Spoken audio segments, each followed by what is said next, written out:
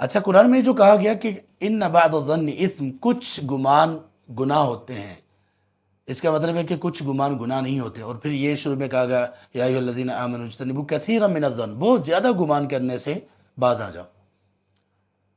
تو وہ کون سے گمان ہیں جو گناہ نہیں ہیں؟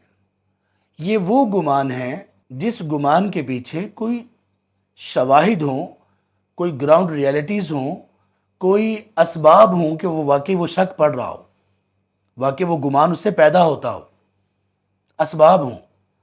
اور جو بغیر کسی سبب کے ہو، یہ بدگمانی ہے. دو غیر محرم لوگ ہیں، لڑکا اور لڑکی، آپس میں اکٹھے ایک جگہ پر موجود ہیں.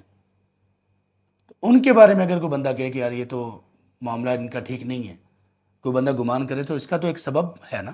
کسی کی کوئی چیز چوری ہوگی، اس چوری کے معاملے میں کچھ ایسے شواہد ملے کہ فلاں بندہ اس کی طرف شک جا رہا ہے، گمان جا رہا ہے، اسباب ہیں، تحقیق ہو سکتی ہے. اب دیکھیں کورٹ کچہریوں میں جہاں پہ حق اور انصاف کی بات ہو، ان کی میں بات کر رہا ہوں، اس طرح کی جو چیزیں ہوتی ہیں وہ ان کے فیصلے کیسے ہوتے ہیں، کیسے حق تک کیسے پہنچا جاتا ہے، پرکھا کیسے جاتا ہے.